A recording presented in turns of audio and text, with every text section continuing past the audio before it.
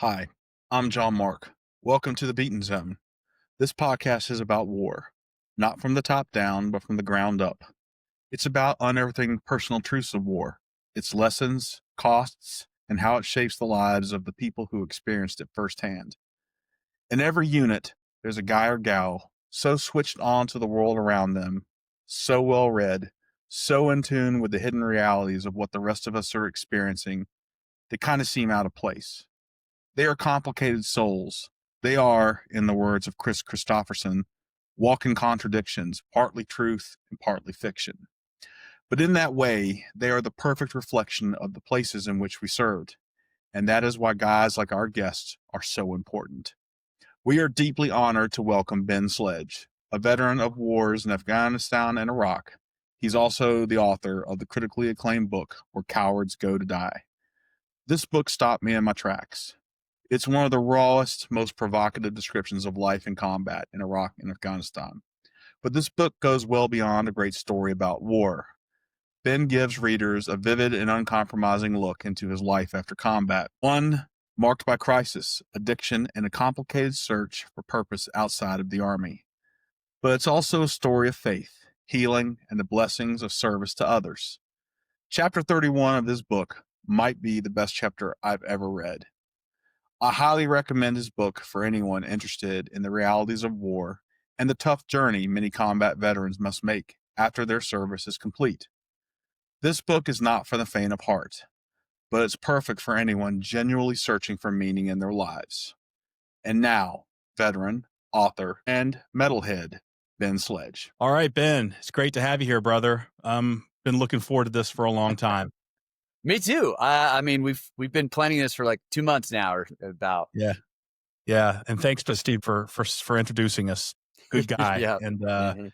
I'm looking forward to this. So, Ben, I gotta tell you, man, like when I got your book, the title "Where Cowards Go to Die," it stopped me in my tracks. It's a very provocative title, and so what's the story behind that, and like where does cowardice mean in the context of war and recovery? I mean, you're gonna have to read the book to understand. I'm not gonna give away the ending, man. You know, I'm not gonna do that. But to give kind of a timeline of things, I'll tell you where I got the title from. I was actually in Iraq. I was in Ramadi at the time. And when you're overseas and you're not doing missions, there's just a ton of time to read or watch TV. And so I was reading a ton, and that's how I just reinvigorated my love for reading was while I was overseas. Mhm. And I picked up this book. It was an old book from like the 1950s called I Am Legend. And a lot of people know it from, the Will Smith movie, which has literally nothing to do with the book. Like it's about like weird zombies in that film. In I Am Legend, it's actually a vampire novel, and it influenced like Stephen King and a lot of these big horror writers. And it deals a lot with like isolation and solitude and the human condition. But you figure out at the end of the book, the last 3 words of the book are I am legend. And you figure out why the book is called that. And literally I had this thought while I was in Ramadi. I was like, if I ever write a book, I'm going to do the same thing as this guy because that was epic. And so that's what I did. So the this story though, in my own personal stories, I think in a lot of our lives, we tend to be heroes or monsters. I think we can be heroic or cowards, and for me, you throughout your life, there are moments where you're going to give it into cowardice. There's moments where you have to put down that cowardice. There's moments where you act heroic, not even intending to. And there's this thread that runs through everybody's life. And I wanted to show snapshots of that throughout my childhood, throughout my teenage years, throughout my time in the military and afterwards. And that's really where the title kind of developed from. Folks, it's a very provocative book, and I can't recommend it enough. We're going to reference it many times throughout today's conversation, but that's my plug. It's a great book. You got to check it out. Now, in the book, and then also over the course of our conversations, you've kind of described our generation. You and I Mhm. are about the same age, as one that's sort of challenged when it comes to purpose. Yet, for you, service gave you a sense of purpose, meaning, and direction. Why do you think that like purpose is so elusive for so many people outside the military or even for veterans who leave the military? Right. So one of the things that I've noticed is, so I have two kids, and one of the things that's really interesting is after President Bush passed the No Child Left Behind Act, the United States really began the education system really began to focus on standardized testing. So your three big core things are, math, science, and reading. And all of a sudden, like, the humanities went to the wayside, like social Mhm. studies, art, music, even PE, physical education. And even my kids, they try and do that, and they're in a really good school district, but they have to have the parent teacher organization pay for the salaries of, like, the art teacher and the librarian and things like that. But they only get a little bit of time, like, I think it's like once a week with like an art teacher, and that's only for one semester. And then it will switch over to like music for the following semester, and they only get like an hour a week for that. Whereas like you and I growing up, and most of us growing up, remember those moments we were in all of those classes. I remember my Mhm. art teacher, I remember my PE teacher, I remember my music teacher, and I would go every day. And so what's happened is with the removal of social studies and studying history and philosophy and art, things that we just inherently make as human beings, you would wrestle with your purpose and identity. Like, what am I here on this earth for? Like, and all of those, art, music, philosophy, history, could really help you figure out those answers. And suddenly you've removed those from the educational school system, and and then replaced it with social media, where they call it like AI slop. We're all just like watching the same videos over and over. It's not educating us, it's not informing us, it's entertaining us to death. And we go, why do I feel awful about myself? Well, it's because we're not wrestling through any of those questions anymore that we once had to. What does it mean to be human? What does it mean to have purpose, meaning, and direction?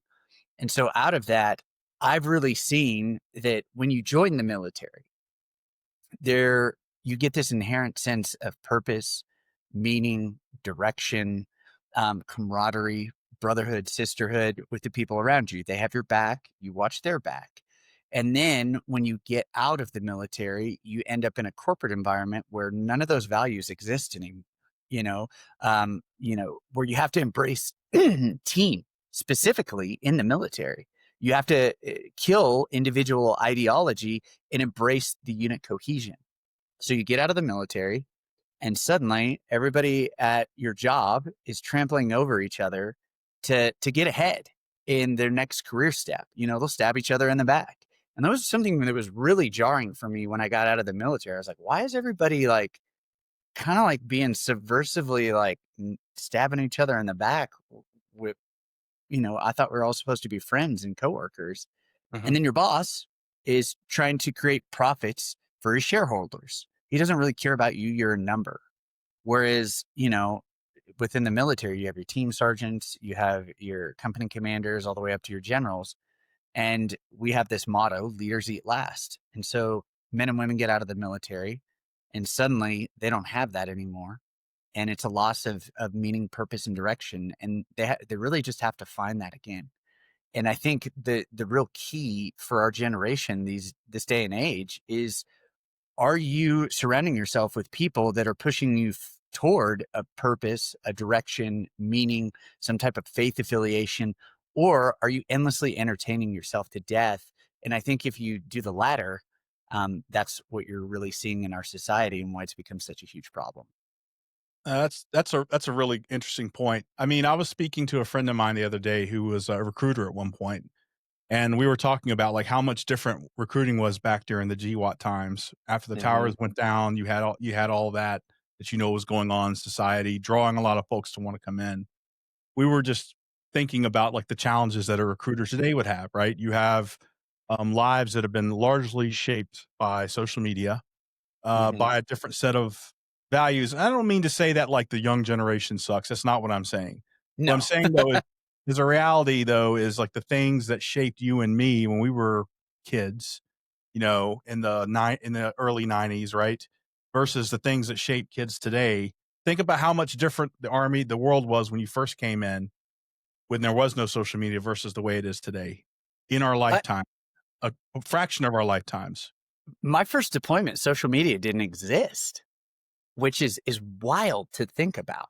You know, Mhm. I was just out on this forward operating base and I couldn't even email home. I was in such a remote area that we had to use satellite phones once a week to call Yep. home. Yeah. Yeah. Big deal. And then I remember we actually had like Facebook, like there were all these rules about the use of Facebook on the base. And, you know, Mhm. it was just now like I can only imagine like the cognitive dissonance that would occur if you pulled a soldier's phone from him or her because you're getting ready to go into operations and you're trying to do OPSEC like that. That's a big deal. So that's awesome. Now you mentioned before, and again, everything you say is very provocative and gets me thinking. It's a good thing. You said before. Provocative. Every time you say that, I think of, what is it, Wedding Crashers, or is like, it's It's provocative and violent, you know? yeah. Well, I was talking to someone last a couple days ago about art, and I made the point that like the whole point of like art is to provoke. Well, brother, you got it, man. Mhm. You nailed it, and it's a good thing. You said before that soldiers can play God, that they can raise up countries or destroy them. Can you help us unpack that a little bit? Yeah, I had read this book prior to writing mine, and it was actually during the process of writing it. It's by a Vietnam veteran named Carl Marlantis. And Carl, excuse me, I've got a frog in my throat for some reason. Um, Carl is a Vietnam veteran who won the Navy Cross, and he wrote this book called Matterhorn, which became a New York Times bestseller. And then he wrote this follow-up book, which is just nonfiction, called What It's Like to Go to War.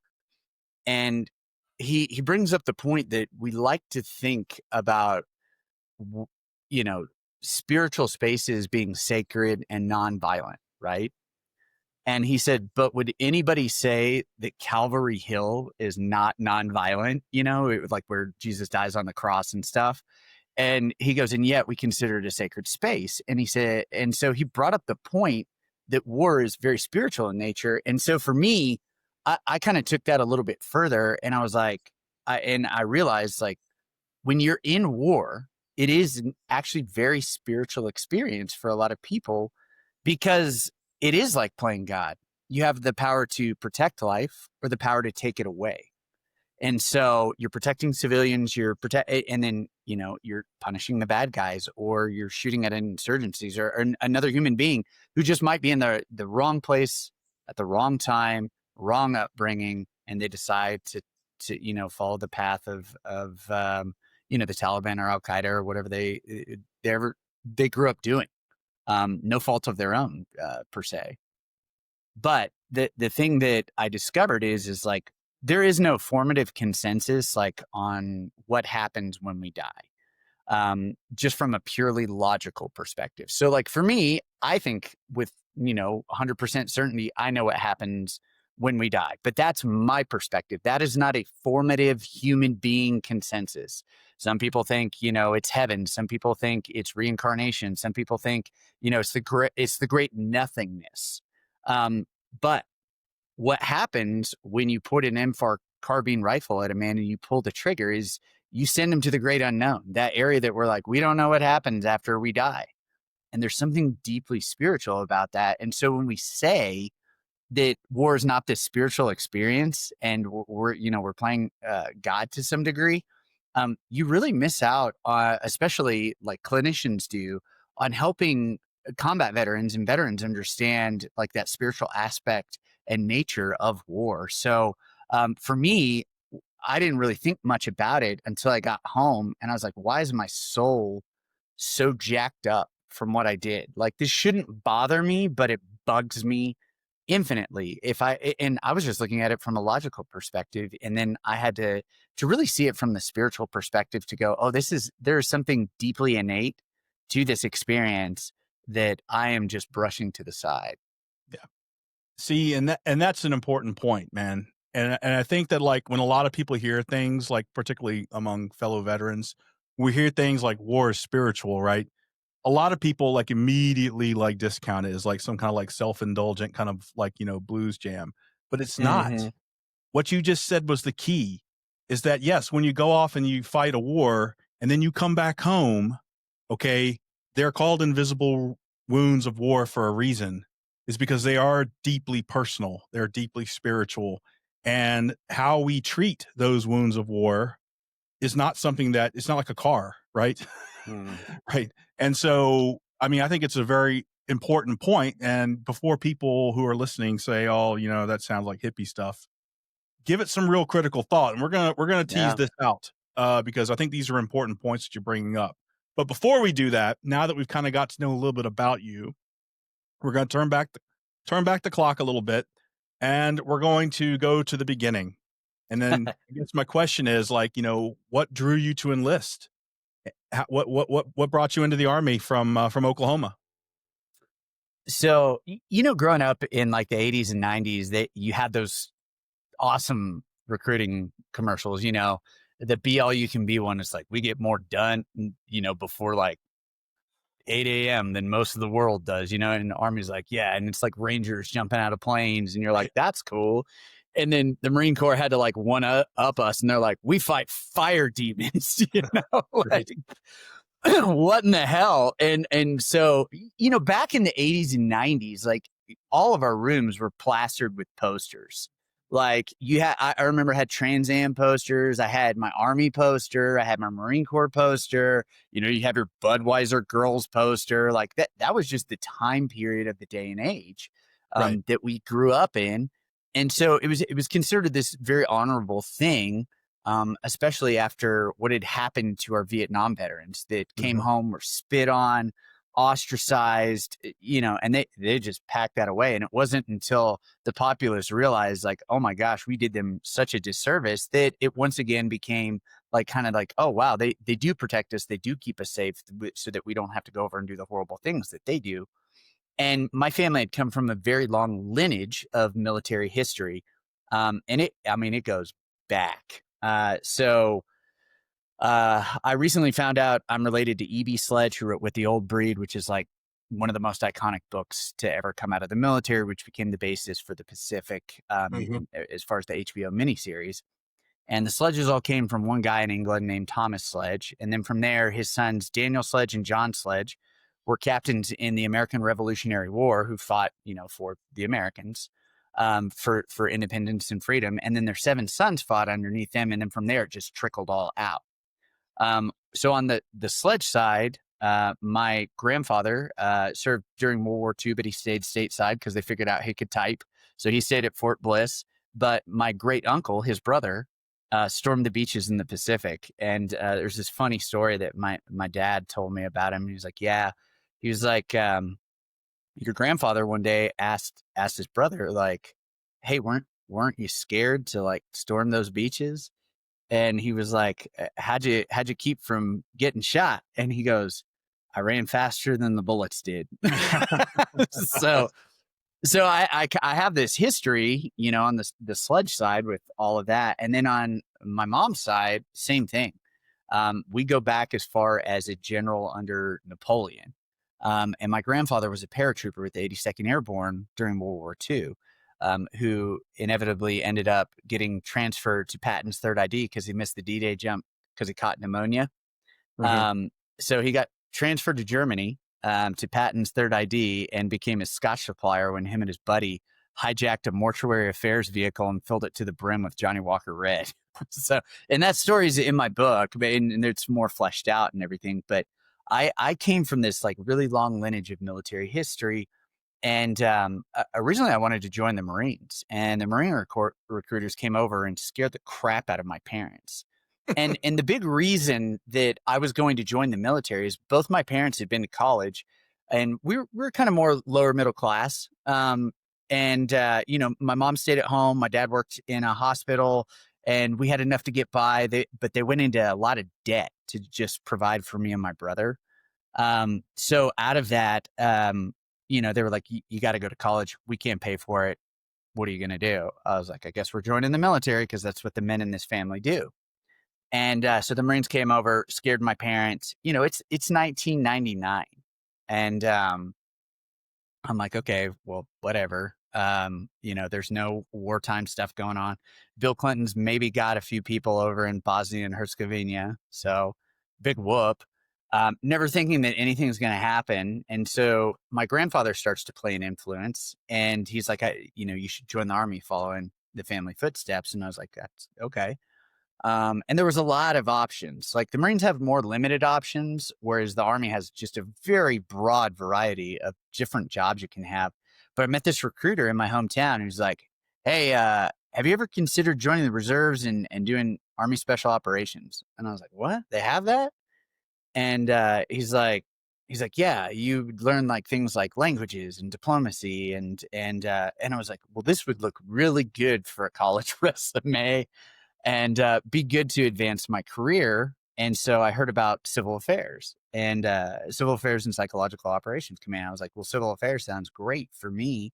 Mhm. And my parents wanted me to be like a mail clerk or a quartermaster or something. They were like, pick just a real mundane job and be safe in the military. But I scored high enough on my ASVAB, the aptitude test, that I got the CA slot. And so I was like, yeah, I'm going to do that. I didn't even know what special operations was. I just thought it sounded cool.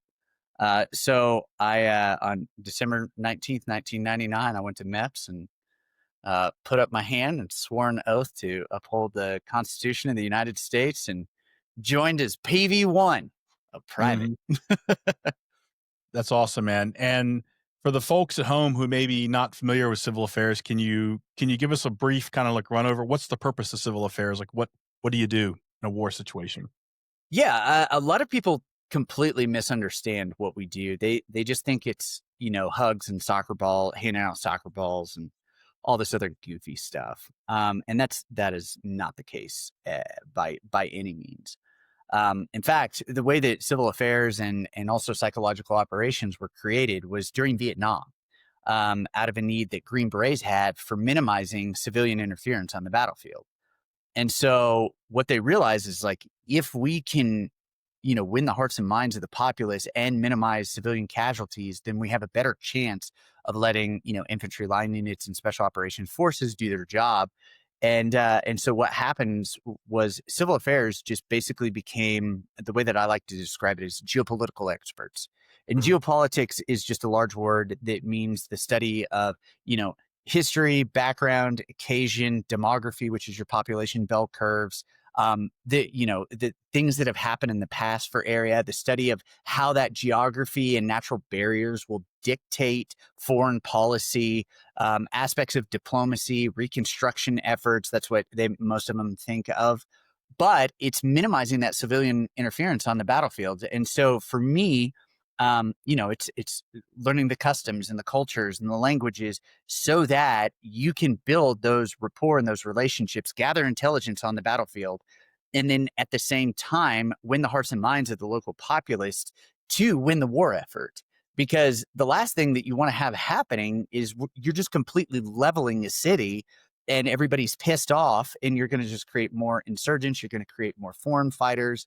And as we've seen, sadly, with like everything that has gone on with Israel and Gaza, like they did not win the hearts and minds of the populace. They didn't have a CA team to really deal with that. Whereas like in war, like we would have like the civilians protest at the front gate when like a civilian got killed or something of that nature happened. And so we would handle a lot of the local populace and also at the same time, the clearing operation. So you have a large scale clearing operation. You have to have civil affairs guys because we're the ones with all the interpreters.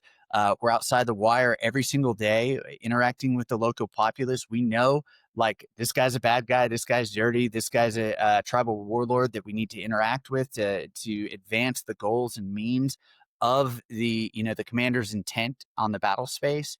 And out of that, I like to tell people you either make a lot of friends or you get shot at a lot. So that's in a nutshell, very simply put, the CA mission. Yeah, and for the folks who aren't familiar, if you think what he said sounds like you're the kind of person that sits around in the headquarters all day drinking coffee, you'd be wrong. The whole your experience as told in the book was quite different. You probably went outside the wire, went out into the population more than a lot of people in operational units did. I mean, it sounded like you almost lived outside the wire during your two I deployments. did. And that was the weird thing. I was on a podcast recently, and the guy asked me. He said, "How many days do you think you spent outside the wire between your two deployments?" And I said, "Probably 500 days," which at the time I didn't think anything of it. Like, I was just doing my job, man. I thought that was totally normal. And come to find out, like, infantry guys didn't spend nearly that time outside the wire. So if you were on a civil affairs team alpha, you were constantly outside the wire. I mean, we would literally load up that morning, and regardless of what team was going out, they needed us. And so we were there nonstop. It is not sitting in a base. It depends on what you're doing. Obviously, there's always headquarters elements and whatnot, but we were just gone. I didn't think twice about it. And now I'm like, I literally got a text message from two of the Marine Corps civil affairs guys that I was with in Ramadi. And they said, you brought up a really good point that, like, I've never considered just how much we went outside the wire and just exactly how dangerous that was compared to what everybody else was doing. And I was like, I really picked the wrong job that my parents did not want me to go into. Yeah, sounds like it. Mhm. Now, you had two combat tours.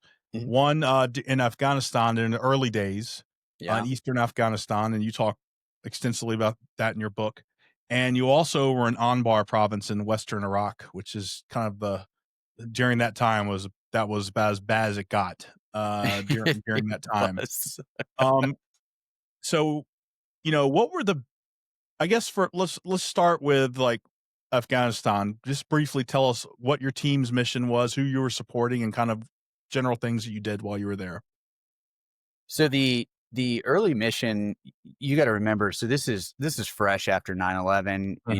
We get the Special Operations Forces into Afghanistan roughly October 2001, and then you have Operation Anaconda and Tora Bora and kind of like that stuff, and Taliban Last Stand at Kandahar Airfield, and then more of your kind of conventional forces and everybody else comes in. But the problem was, all of a sudden we're invading Iraq too by early 2003, and I had gone through. I had to finish my training. So I had to do the John F. Kennedy Special Warfare Center in school at Fort Bragg, North Carolina. I had to pick another language, which the funny part is we were aligned with the Southern Command. And I was like, well, I want, Pashtun or Dari or Arabic or something that's going to help me out in this. And they're like, nah, dog, you're still aligned with Southcom. So you get a choice of Spanish, French, or Portuguese. And I was like, I guess I'm choosing Spanish because that's going to help me out most in the long run. So I literally graduate from Defense Language Institute, fluent in Spanish. 3 months later, I get orders for Afghanistan. And I'm like, this was not helpful, guys. So that's 2003. That's around May 2003 when we start training up and to head over. And so out of that, we get there, and we're still trying to figure it all out. At this point, we've kind of crushed the Taliban, but now you kind of have them doing cross-border operations. We're still on the hunt for Osama bin Laden. The Al-Qaeda is coming in and causing chaos. The Chechens are too, that are aligned with Al-Qaeda. And so we went into this area and started, same thing as far as like the commander's intent is to establish rapport with the local populace. We're building girls' schools for the first time, like in that area, gathering intelligence, working with the local warlords and the mullahs to further the commander's intent of the area, and winning the hearts and minds of the populace and minimizing that civilian interference on the battlefield. And so we were out doing all of those things. So I would say, honestly, the reconstruction efforts, there just wasn't a need during that time period, because everything in Afghanistan, you have to remember, is very tribal. Now, if we were in Bagram or Kandahar, that different story. But the reality of the situation was I was out on the border where a lot of the fighting was. And so my job was to work with the local indigenous populations And so our big projects really were just building schools for girls in the area, but that wasn't our focus. Mhm. Our focus was the populace in Orkney, the populace in Shkin, going out with infantry line units to minimize collateral damage and everything else that was ongoing. Um, Afghanistan was also the most heavily mined country on earth due to the Soviet-Afghan War. And Mhm. so we had to deal a lot. We even had one guy on our team back in Kandahar who had to work a lot in the morgue with like the civilian populace because people were constantly getting blown up or there were, um, firefights and different things that went on where, or airstrikes that left people that killed people. And so dealing with some of that as well too was within the realm of what we were doing to ensure that people that were killed in like other provinces or that the Taliban or Al Qaeda members had captured and killed, to return those bodies to their family. And again, that's another way of just establishing rapport with the local populace, saying, "Hey, look, we're not against you. These are the people that have done this stuff. We're trying to help you out." And so Yeah. they were always very appreciative of that. So that was really kind of the Afghanistan mission, whereas Iraq is more urban, Mhm. and a lot more intense because of that. Before we pivot to Iraq, I wanted to ask you, while you were on the ground, do you see reason to be hopeful about the future, or did you see us planting seeds of disaster in the future? Or maybe it wasn't that clear. It was a little bit of both end. I was young and idealistic. I was 21 at the time. 9/11 was a fresh wound. And Mhm. so, American hubris at the time was we're going to go in and bring them democracy, which is Mhm. what we did for both. And they did not want that. They Mhm. wanted to be ruled by either Sharia law or some combination of the two. And the thing that you have to remember about Afghanistan is they didn't really mind the Taliban as long as the Taliban left them alone. Most of the areas were controlled in the provinces of Afghanistan were controlled by either a local warlord or a mullah or whoever it was in the area. And as long as they were kind of live and let live, they were okay with that. There was not really a lot of progress. Like everything in Afghanistan, especially in the tribal areas, looked like progress had stopped like in the 1500s. They're still living in mud huts. It's well water. A lot of it's growing opium and poppy and hash for to be sold to the Silk Road. It's a herdsman lifestyle as opposed to urban and modern. So they when I went in there, I was hopeful about this. I was hopeful about girls finally getting an education and going, oh, this is something that they deserve and something that they need. And they really didn't want that though. And I was hopeful about progress made, but the more that I kind of just got into my time over there, I was like, I begin to see like they're not really into this. Mhm. Um, and so, I left the country hopeful that I had made a difference. But as I watched it, over the years, I realized we just really don't know what we're doing there. And we're and I mean, what did we accomplish really in 20 years of war? And like, it's a question I think many of us have asked. Like, look at who's back in power. And Afghanistan now on like the happiness scale is like the worst place you could possibly live.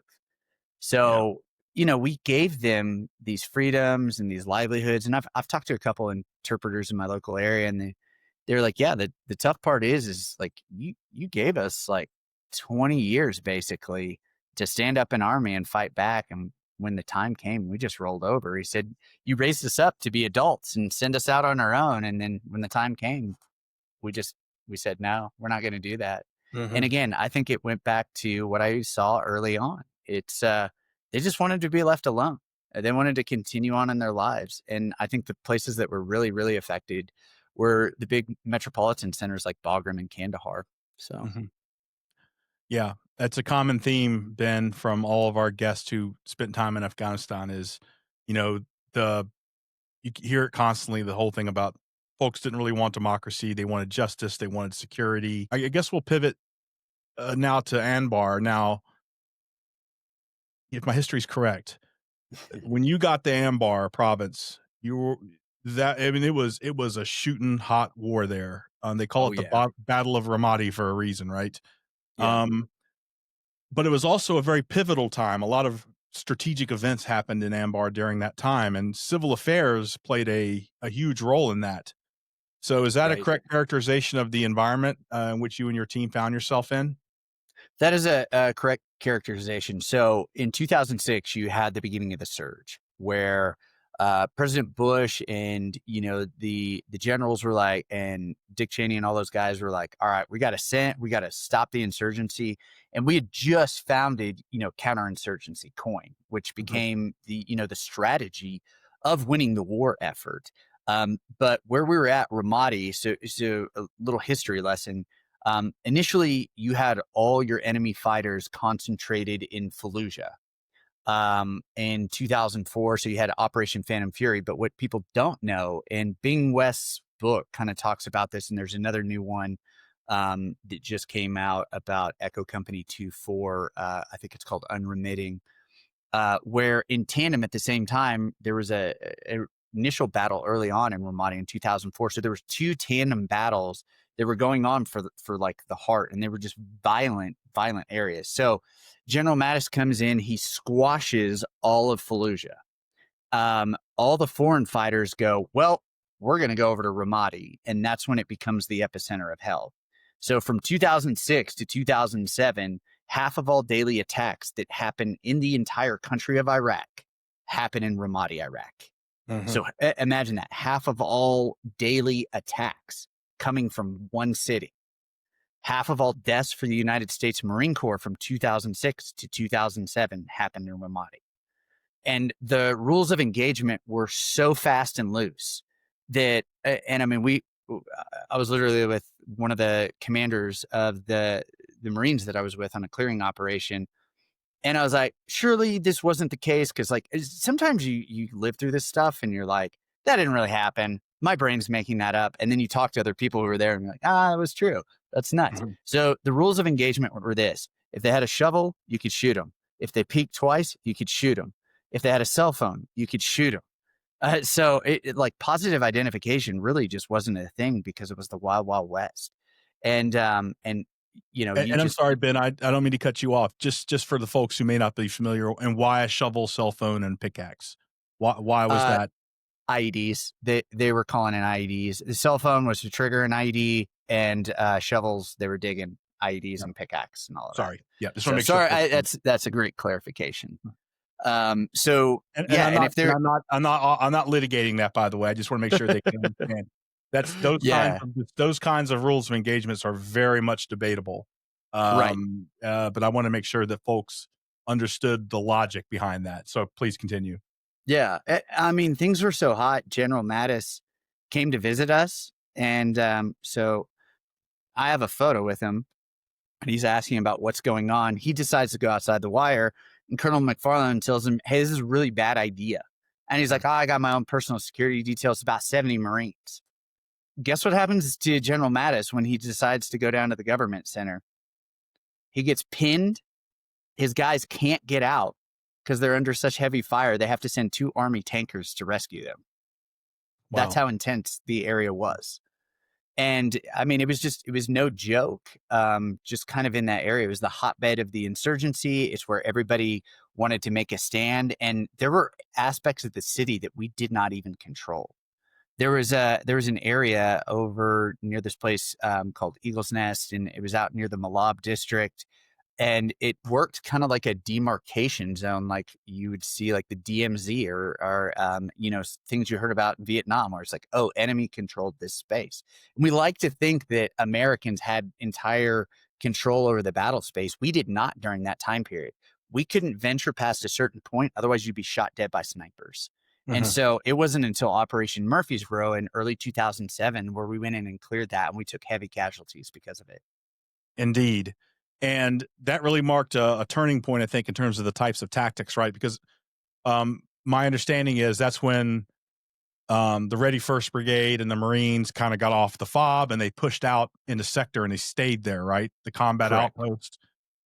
Yeah. And that's That was very dangerous. That's a very high risk And operation.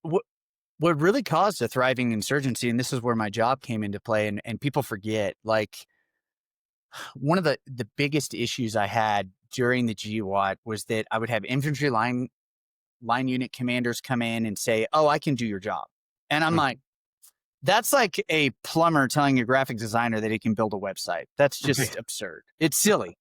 Right. And they're like, what we're going to do is we're going to build soccer fields because Iraqis love soccer fields. Like, and they would just do dumb stuff in Ramadi sometimes. They painted the water tower like a soccer ball because they thought that the Iraqis would like that, which is the Right. stupidest thing you could possibly spend American taxpayer. There was so much fraud, waste, and abuse. And we had a guy that I believe he's a Cherokee Indian. His name's Old Dog was what we called him, but he was an electrician, in his career. And he just saw so much fraud, waste, and abuse. One day he sent up this report, and after that, everything rolled downhill. It was really funny, but it also got us kind of in trouble with the command staff. But we realized, and if you think about this, imagine the Chinese or the Russians are paper tigers now, but let's say they come in and they take over an American city and they wreck the infrastructure. Well, first of all, of course, we're never gonna let that happen. But let's say it does for the most part. They come in and they destroy the water, the sewage, the trash collection, our electricity. So all of our creature comforts are gone. You know what you're going to have on your hand? You're going to have a thriving insurgency. Even people who don't know how to fight are going to be passing off the information to the people that do know how to fight because they're pissed off. And it's also hot. It's like 140 degrees outside during the summer. I have photos of this to where you're just baking to death. And so you're just mad because you're hot. So you're like, yeah, I'm going to pick up an AK and shoot at American forces. But you restore those creature comforts, you protect the civilian populace, and you do reconstruction efforts, and suddenly the shooting stops, which is exactly what happened. We had a guy named Travis Patriquin. He's been in several books now, and he's really the credit that we have that started, counterinsurgency operations. And he created this PowerPoint, and he was a former Special Forces guy who became the S5, which is the Civil Affairs Liaison to Colonel McFarland and the Ready First Brigade. And he basically said, here's how you fix Ambar. He said, number one, he said, you get the creature comforts restored. We start all these reconstruction efforts, but we get the local and tribal sheikhs involved, recruit their men to the Iraqi police and the Iraqi army, and then we funnel the projects to Iraqi contractors while giving credits to the sheikhs, and then we sit back and we watch the city become pacified. And sadly, he died before he ever got to see any of this work. He was killed by a daisy-chained IED, but that was the methodology that we went with, and it worked. We pacified the most violent city in all of Iraq within the span of 12 months by doing exactly that and causing the Ambar awakening with Sheikh Za'atar and everybody else. And we worked to get, I remember when the shooting stopped, when we started getting a consistent 18 hours of electricity to the city of Ramadi, everything started quelling.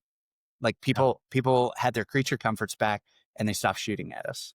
Could you give our viewers at home a sense of how many IED strikes per day were happening in Ambar the day one and then the day you left, to give people a taste of just how dramatic the turnaround was? Ballpark. Oh, well, I can tell you this. Route Michigan, which was the major thoroughfare, had 5 to 10 IEDs on it per day. That's one road. I don't know how many, but usually every day there was an IED on every single road there. So let's say 50 roads. So you do 60, the math. 70 IEDs. I don't know. And the tough part is it wasn't like they were digging. They got more advanced. They created what we call pizza box IEDs, which are just pressure plate ones. They look like a pizza box, and they were able to just sling them into the middle of the road. Yep. And we'd either run over them and blow up, or they would do that. We'd see it, we'd stop, and then they'd create a complex ambush out of that. Yep. And by the time you guys left, it was, as you said, it was pacified. There was very little of that kind of stuff. 5K fun run. Shortly after I left is what I heard through the And like, mean, that's insane to us, yeah, because like before it was like my first day there, we were getting shot at by snipers. right. Yeah. I mean, there was a lot of sacrifice and heavy lifting that went on with that particular rotation, but it was so inspirational, right? Because it not only like gave people in Anbar obviously hope for the future. You saw the results, but honestly, it like gave those of us who were on tap to go rotate into country the following years hope as well. Like there were times where I was like, we're going to lose this thing. Mm-hmm. Like we're going to be run out of the country. It was so Yeah. bad. And I watched this go on from the comfort of my home and I'm like, wow, this thing can turn around. And so it was the work you guys did is over there was fantastic. Well, and the great part too, I mean, the sad part, but also the great part is in 2015, Ramadi fell to ISIS. And I Right. think we all remember when ISIS like took over everywhere, Mosul, they were killing everybody, kidnapping Christians, like up in, what is that, Kurdistan area, Yeah. and just beheading everyone. Yeah. Well, eventually, unlike the Afghans, the people in Ramadi stood up and kicked them out. Mhm. Ramadi now, if you can go look up at videos of this, it's insane. It blows my mind. The Emiratis and the Qataris came in and dumped like all this money into reconstruction efforts in Ramadi after ISIS took over. And now they're building luxury resorts and hotels in Ramadi. It's insane. So Wow. you wouldn't even recognize it. There's cafes now next to the Euphrates River. I've seen reels of this stuff now, and it blows my mind. And for me, that's where I go, okay, something happened there. That's, I can look back fondly on that now. Yeah. It Ben does a really good job from a ground level perspective of describing those campaigns, and I definitely check it out if you want to learn more about what happened in Anbar with the awakening and the standing up of the sons of Iraq. It was really amazing work, and I definitely will always appreciate the work that you guys did because it did generate a lot of momentum that ended up sweeping across the country, and it was a true turning point. I did want to ask you one question, kind of like you. I was kind of in a non-traditional kind of um, part of the military that dealt into soft skills, right? Yeah. Um, what kind of challenges did you have not only as a guy on the ground making things happen, but when you go to plans and when you're doing updates to commanders, kind of like coaching people in command positions and leadership positions, or even just on the ground soldiers who aren't well versed in the soft arts of war, Yeah. convincing them that this is the right approach, right? Like that's got to be a huge challenge with your job.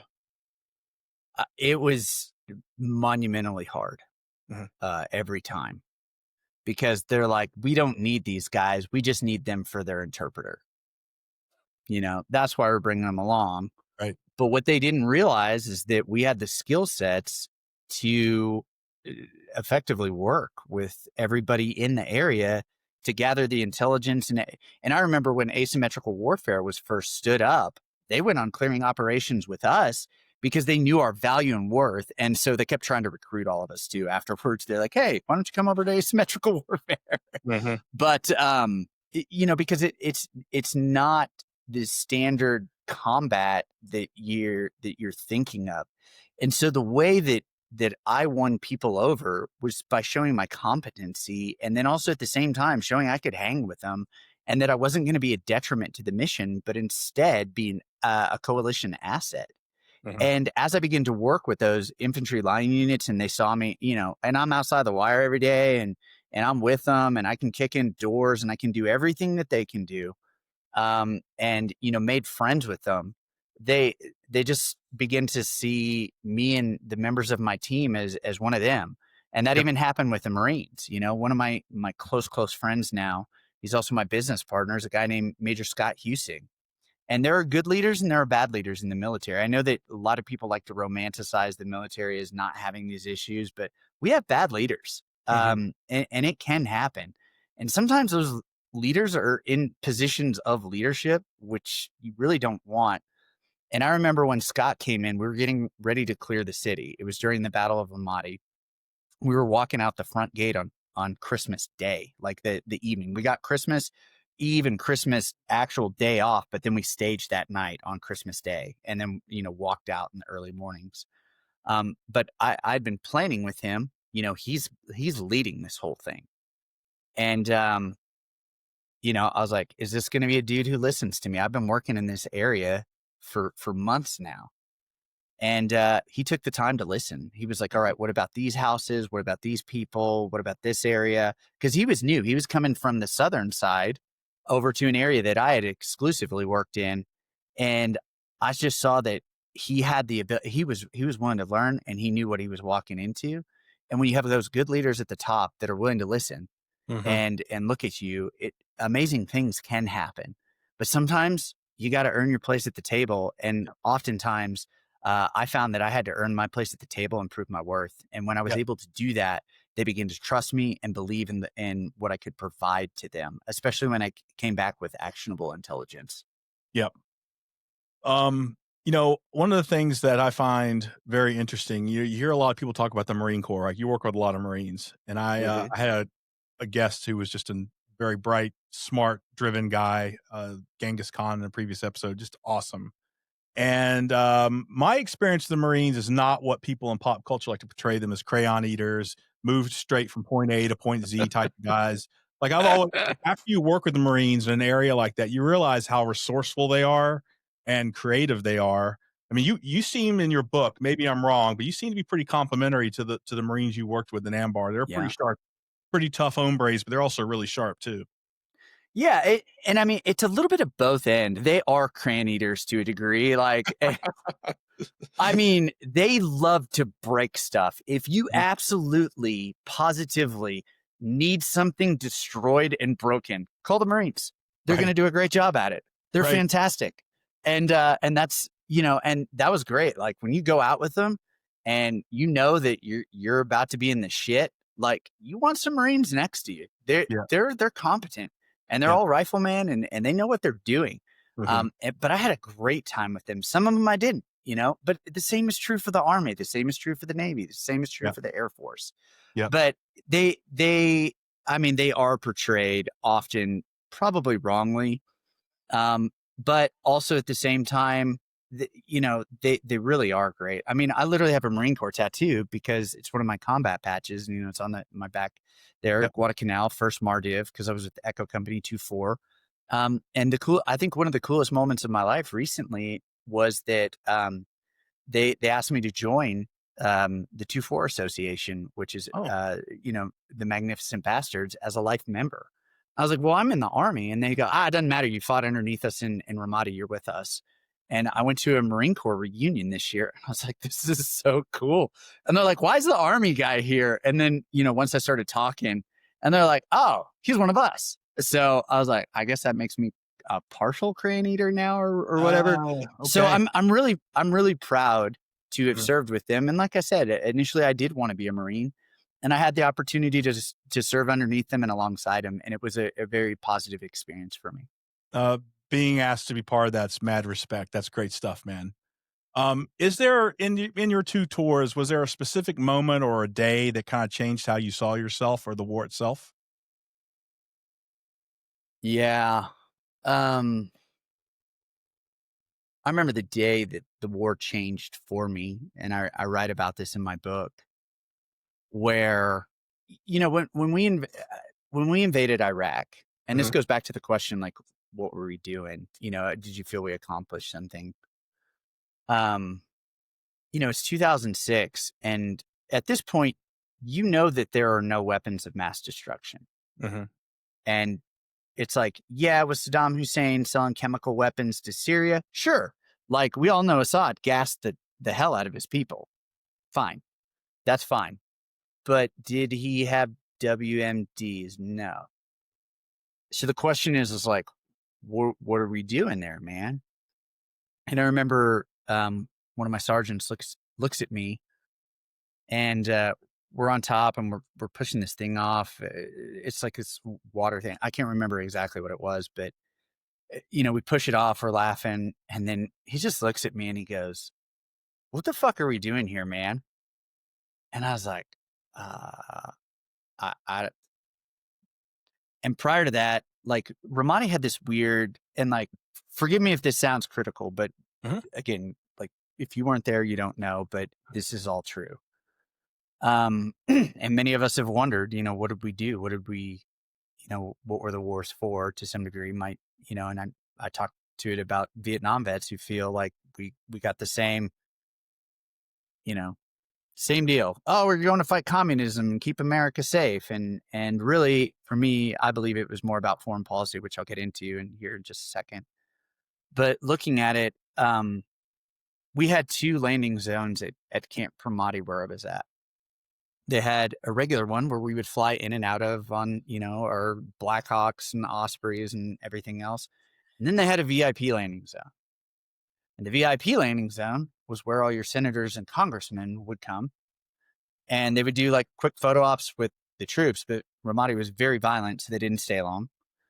But they would always go tour the Kellogg, Brown, and Root facilities there. And that caught my attention. It's like, what are they doing?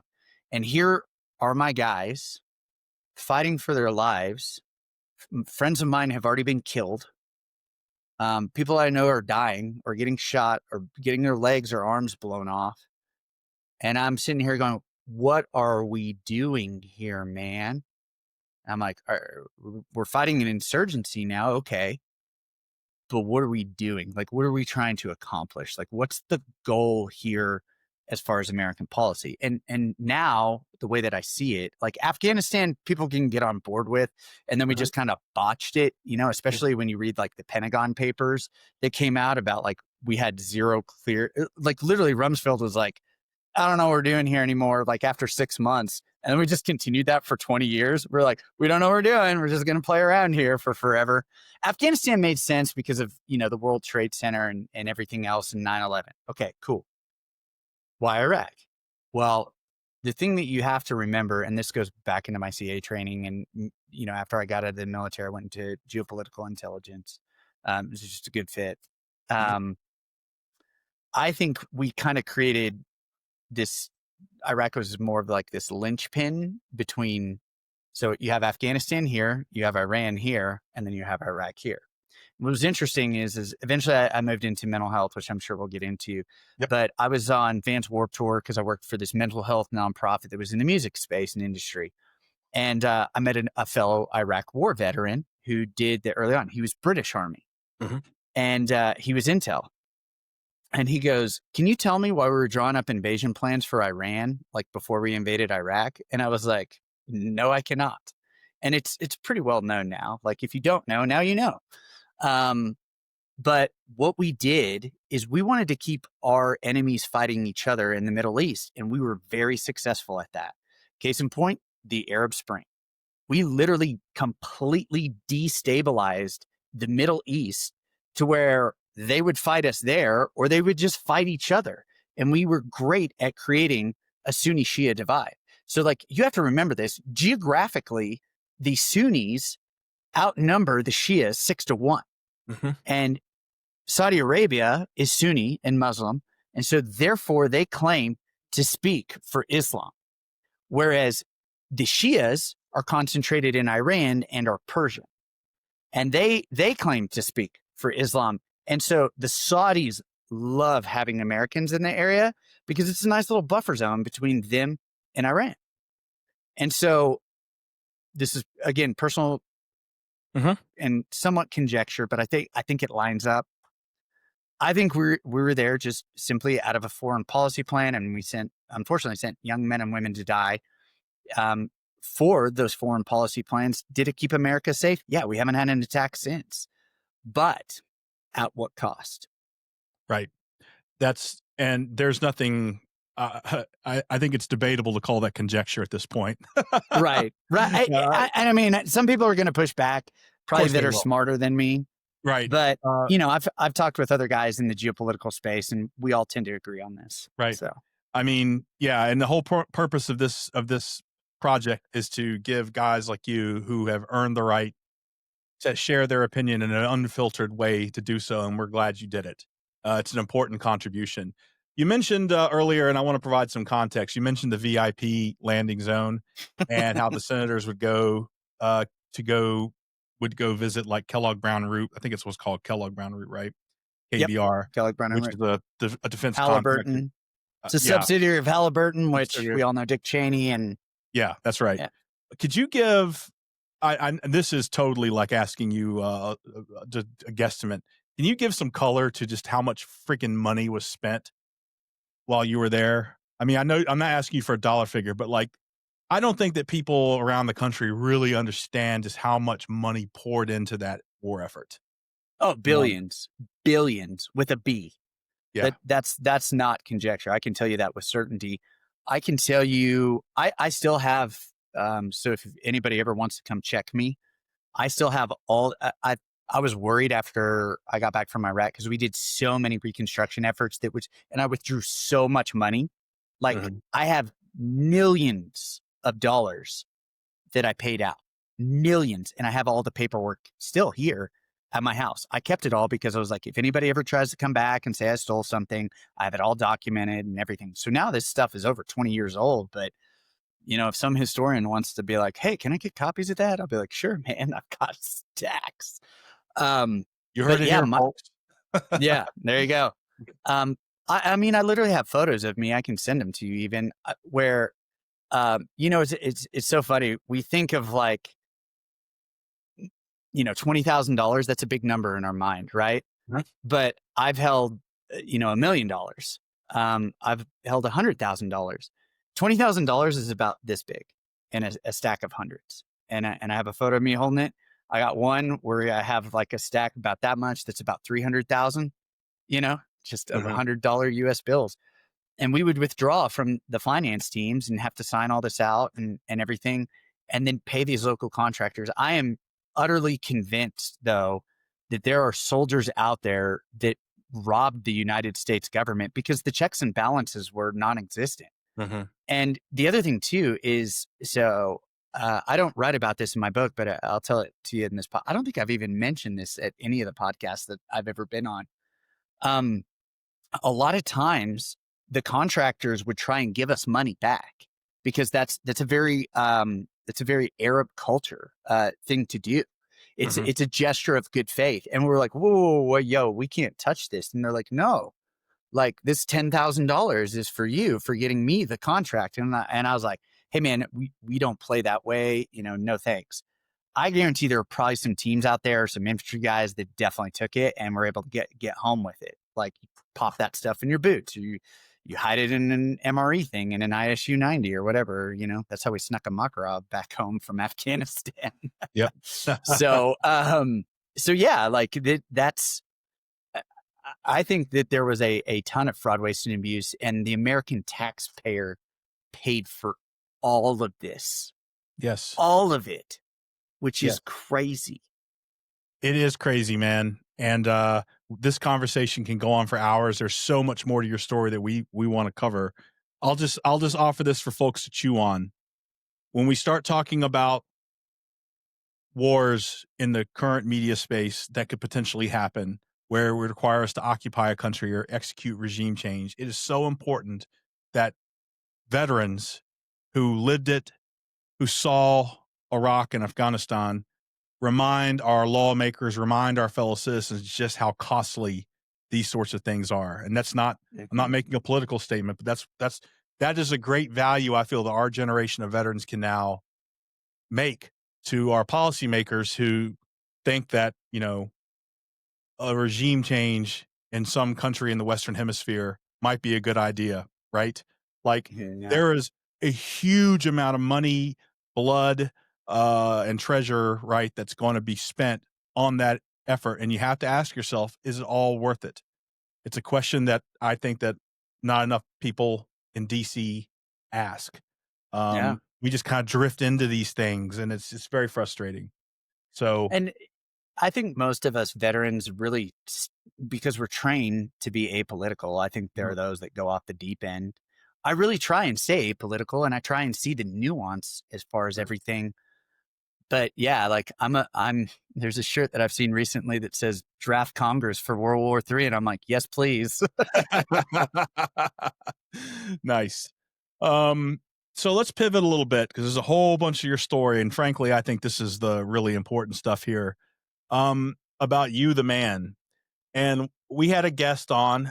We were talking about like reforms that need to be made at West Point, and he made an interesting point, and a lot of people agree with him, which is that West Point got away from its roots by drifting more toward being a liberal arts school, having more classes on humanities, and getting away from engineering. And he had some pretty strong opinions on that. Now, you've talked about the importance of humanities, music, art, philosophy, and helping people process war. So, what role did those disciplines play for you personally during your deployment and after? Oh, they were huge. They were massive. So, all right. So think about this. One of the biggest questions that I wrestled with is like, what is the purpose of human beings? As a species. Like you and I can each say, oh, my individual purpose in life is to be a podcaster, or for me to be a keynote speaker. Or if you're Babe Ruth, it's like to knock 100 home runs, or whatever. That's intrinsic. That's intrinsic purpose. What about extrinsic purpose as a species? And when I began wrestling with that question, I was like, well, it seems like we're really good at killing each other, you know, like we're really good at that. Like we love to kill each other, and that jacked with me, man. And so, if you look at like the secular humanist view, um, and you look at science, apparently, in 3 billion years, we have the entropic heat death of the universe, where the sun becomes a red dwarf. We as a species cease to exist. We're done, unless we like figure out interstellar travel or time space or what. But we're done. Like if we're done as a species, then why does anything we do matter? Why does love matter? Why does rape matter? And all of that, they say, well, it's a chemical reaction in the brain to advance the species. Again, why does that matter? Like, if nothing matters, then why are you telling me to live a more moral life or do the right thing or take care of people or show compassion or whatnot if it's nothing more than a chemical reaction in my brain? Okay. And if I'm thinking about it logically, then logically I should be able to do whatever I want if I take that engineering route. And yet we all know we would just create hell on earth if that was the case. And here's something that I've never had anybody be able to answer. That is, we all know that the most mentally handicapped person on earth carries more weight than an animal or even a prize winning horse like the Secretariat. But we can't prove that. So why do we matter more than a bug? Or why do we matter more than a horse or, an elephant or anything? And we know that we do. So what is our purpose as human beings? Well, if you go at that from a very logical route, you're going to end up in a really dark hole, as opposed to like, what is the purpose of human beings? Like from an existential perspective, like if you study the existentialists, like, and there's even absurdists like Albert Camus and Jean-Paul Sartre. I don't agree with them. I like their writings, but I think their consensus leads you down into a black hole, and probably why a lot of them killed themselves. And if you look at it from, other perspectives like Kierkegaard and Brueggemann and these other philosophers and people to where we derive meaning and value. And here's the thing, I will argue this point to the death with anybody who thinks it's just all about logic, because that's irrelevant. If you go back, if you were deserted on a desert island, right, and you come in contact with an indigenous population that has never had contact with outside man, you are still going to find 3 things in common with the rest of humanity. And that's math. They have to have some way to count coconuts. Story, because stories unite us all. And music, because music is just a story set to a beat. And that's is logic really going to matter, the math part in the end, or is it the stories? What are we fascinated more by? The fact that we're making tally marks on a wall, or the story of a caveman who draws a buffalo hunt. Well, again, that's a story. That's ours. That's humanity's. Our drawings connect and drive us. And if you are willing to say, oh, the arts and the humanities don't matter, you are setting people up to logically just kill one another and advance the species in a way that doesn't really matter, where there is no beauty and everything's just gray and dull. So that's my soapbox. Powerful stuff, man. And I've You're far better read than me. I have abandoned the philosophy. I've stayed away from the great philosophers, but I promise you, I will start looking at it because there seems to be just so much there that I'm missing in terms of trying to interpret what's around me. And you already had that up in your head when you were in those war zones, and you saw things that were completely different than most of the folks around you, who many folks weren't well read at all. Many of them just read like history books probably about war, right? Or were Mhm. engineers. But there were very few guys in the formation that had your academic background and the intellectual curiosity that you did, and you viewed things very differently. And I think that's really cool to talk to someone like you, man. Um, Yeah, and like even the modern philosophers like Alistair McIntyre Mhm. and Luc Ferry, who's a French philosopher, have really put things in perspective. The one that messed me up the most, I think it's Ferry who did this, who said it. He said, for the first time in the history of our species, we have the means to destroy the entire planet, and yet the species does not know where it's going. And I was like, oh, that'll jack me up. And it did. yeah, I'm like, we can destroy the whole world, and yet we don't know why we would do that as a species. Like, that's such a weird, when you think about it, you're like, that's weird. yeah. So, You, no. if when you read Ben's book, one thing that will hit you right on the head is his love for heavy metal. He's got the shirt on too. You mentioned about music, and you mentioned about love, and you had this very positive thing. Yet you're a huge metal fan, which can be kind of dark in my experience. At least the good Yeah. stuff can be really dark, right?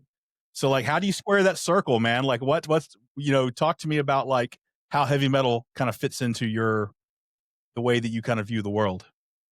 Well, the interesting part is that, with regard to heavy metal, Mhm. it has some really deep lyrics. I think most people don't recognize that. And, based on Spotify and everything else that we know, metal is actually the most popular genre in the entire world. Hmm. You got to remember Scandinavia's got the lockdown on metal too.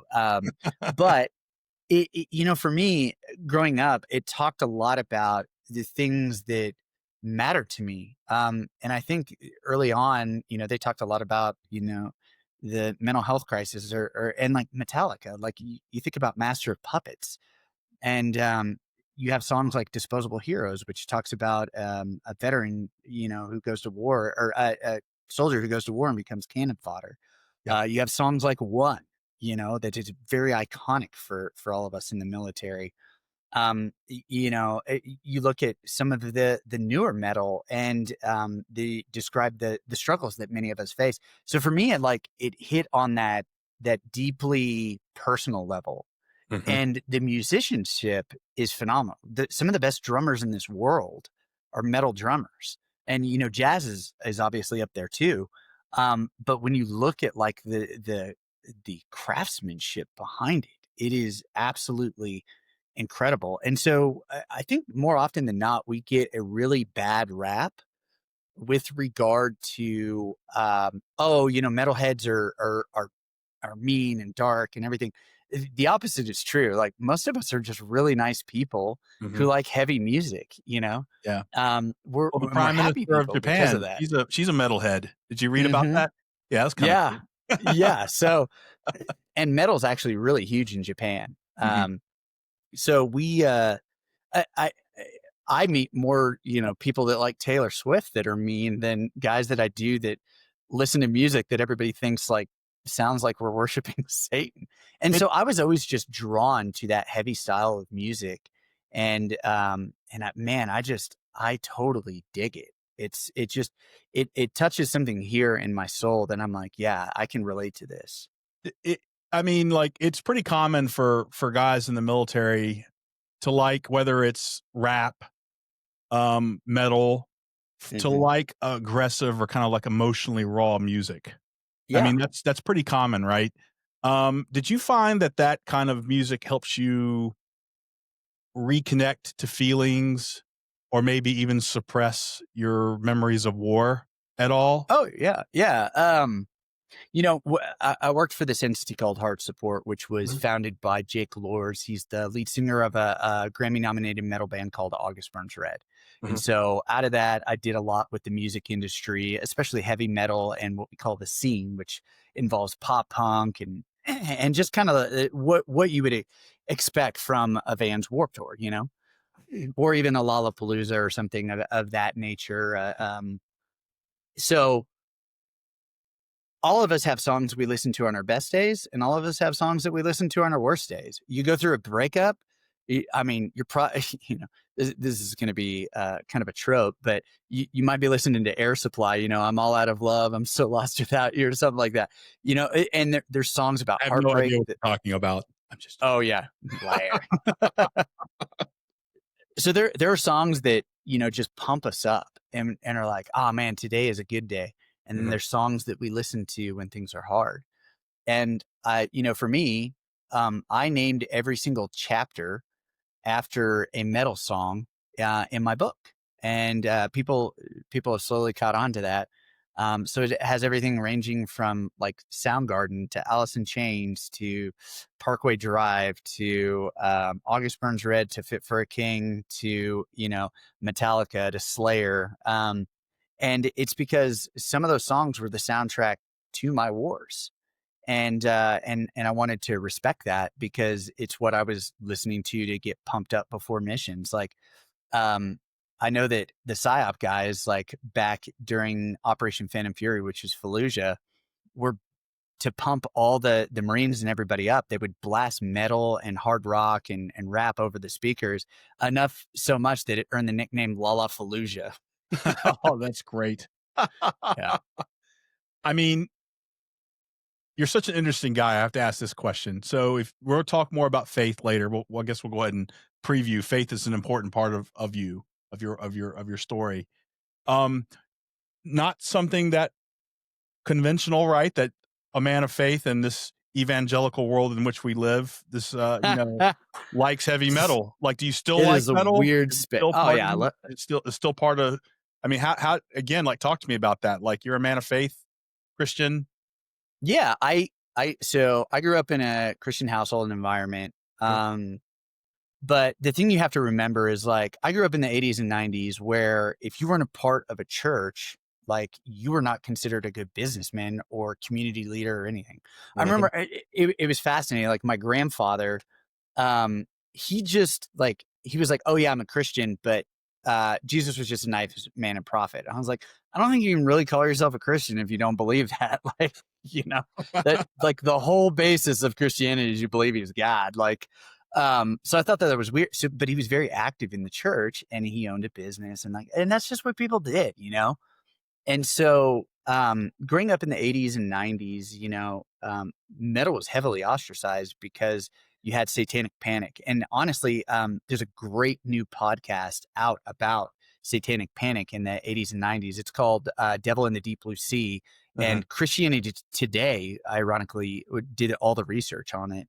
And talked about how it became this thing where like everybody was worried that, by playing a record backwards, it was going to tell you to worship Satan and then stab your parents and do meth and all that fun stuff. So, and they would pick like the most, innocent bands ever, ranging from like Rush to like Journey, like goofy stuff, like the real Tom Sawyer, play it backwards and they're like, kill your parents, it just is silly stuff. And there's even a documentary on it that you can pull up on YouTube from the 80s called Hell's Bells if you want to go down a rabbit hole of insanity. So, growing up for me, I got ostracized a lot because of the fact that I liked metal and hard rock. And, I was growing up in a church environment because that's what everybody did in Oklahoma. Oklahoma's the buckle of the Bible Belt. My parents met at a Bible college. It was very fundamentalist. And so like the big thing though is like growing up, I grew up in what's called the Word of Faith and Prosperity Gospel movements. Now, the Word of Faith is kind of like this name it and claim it. Prosperity Gospel is this belief that if you have enough faith, like God will, and you're a good little boy or girl, that God will reward you for your faith and drop a Maserati on your porch. And those guys still exist today, like Joel Osteen and Creflo Dollar and Kenneth Copeland and like all those. I mean, they're just, I'm going to call a spade a spade. They're charlatans. And, they're preying on the poor, and they have these $1 million homes, and yet they look nothing like the man that they claim to follow. And it's still continue on in this day and age. It's just more subversive. Pastors get these housing tax exemptions, and Sean Ryan recently did a really good podcast where this guy Nathan Apfel come on and talk about these megachurch pastors that are just making hand over fist money and just taking advantage of the poor and the marginalized. But the point being is, like, for me growing up, being that kid, and I had long hair that was parted down the middle all the way to my shoulders, and I wore the Jinko jeans and the band T-shirts and stuff. I got picked on a lot, Mhm. and everything that I was told in church was like, oh, it's satanic, and so more and more, I saw that the church community did not act in the same way that of the man that they claimed to follow. There was a lot of hypocrisy. There was a lot of judgmentalism of the outsiders, not people inside the church, but outside of the church. It was like, this person's outside of God's will, and we gotta, we gotta get them out, and the moral majority, and the rise of Jerry Falwell, and then just the intermingling of politics, and it became about blessing. And eventually, around my teenage years, I was like, I think this is all bunk. I don't believe this. And to be honest, I don't think I ever really had. Yeah. It was this thing that I did. It was this thing that I was a part of, and I knew the right answers because I had grown up in church. But there's a difference between like head knowledge and heart knowledge. And so, like, intellectually, I could give everybody the right answers because I had grown up in church. Didn't mean that I necessarily believed it. And so when I was around 16 or 17, um, my parents, and I really respect them for this, they said, we want you to kind of find your own path. And I've done the same thing with my own kids, to where, I don't want my faith or my beliefs to be theirs because I'm like, you have to believe this stuff. I want them to find their own path and be curious and open to questions and ask hard questions. And funny enough, my daughter's actually being baptized on Sunday because that's her decision, not mine. Some. And I wanted to make sure that she understood everything, and could explain it in a fashion that is articulate, which I'll get into here in a minute. So I go to this church. This guy's on TV. He's popular. The church is like blowing up because he's popular, and he's preaching these messages that are more emotionally manipulative than anything that they have to do with, like, God or Jesus or anything. I remember, like, he would teach messages that hit on like all my core wounds of being ostracized and whatnot growing up. And I still remember the one that I like took notes on, and it was, 5 reasons why you're acting like a loser or something like that, and God doesn't want you to be a loser. And it was more like a Tony Robbins talk than anything. Yep. And eventually this guy, he got found out, man. He's like sleeping with his secretary. Him and his wife are swingers. They're drug addicts. They're partying. And he's embezzling money out of the church. And one of our family friends had started going to the church. He was a private investigator. So he revealed all this information. Church implodes. This other guy has to take over, who was my youth pastor. Just kind of a disaster. And I was just like, this is all garbage. Christians are just frauds, man. Like, F these guys, I'm out. And so I did the early thing that we now know of as quiet quitting. I just quietly quit the church. I was like, I'm not going to tell anybody, because if you tell anybody, like, during that time period and that day and age, they'd be like, oh, well, Satan's going to torture your butthole for all of eternity, so you better believe or else. And I'm like, that's a really good way to win people over. So I was like, I got to get out of Oklahoma. This place sucks. I'm out. So I joined the military, and then I start wrestling, obviously with the human condition, and then I get out of war. And I'm going through a divorce. My wife had left me, was in Ramadi, um, and, and shortly after she gets home, um, she's already found somebody else. And so I'm living on my best friend's couch. I'm getting drunk every night. I'm crying in the shower. I don't have a job. Things are looking really bad. She'd also taken all my money, which I didn't really piece together until like years ago. Like, not Wow. cool. So I've got like a couple $1,000s, maybe like 10 grand in my bank account after a 15-month tour where we had no bills and she was working. That's not cool. So I'm like, I got to get a job. I got to figure some stuff out. And so, um, my buddy who I'm just crashing on his couch, he just looks at me one day and he's like, "Hey man, can I take you to church?" And I think he was just out of options. He was throwing darts at a mat because he was an atheist. Uh-huh. And I was like, "I don't know, man. Like, what's that going to do for either one of us?" And he's like, "I don't know. Maybe you'll meet a nice Christian girl with some morals and values as opposed to some chick who left you in the middle of a war zone." I was like, "Yeah, that's what I need after a divorce, buddy." Yeah. Um, so we go to a couple churches. They suck. I'm like, this is dumb. And then he's like, "Oh, I heard about this church that, is for people like us." And so I end up going. It's called Gateway Church in Austin, Texas. Is pastored by a guy named John Burke, who wrote this New York Times bestseller called Imagine Heaven. He's an awesome guy. He's still one of my close friends. Not to be confused with Gateway Dallas. There's no relation there. That guy's a pedophile. So, Yeah. yeah. So please don't confuse those two if you're listening. But anyway, we so I start going, and John was an engineer before he became a Christian, so he had a very analytical and skeptical mind. And so he was really good at like answering a lot of my, "oh yeah, right" questions. And I just met people that for the first time in my life that began to pour into me that were authentic Christians. Like they had a care for the margins. They cared for guys like me that were really messy. They were kind. They were compassionate. They were long suffering. They seemed to have a lot of peace and joy in their life. They weren't involved in politics being their life. And unfortunately, I think that within the evangelical era that we live in now, we have this thing called Christian nationalism, which is actually a heresy.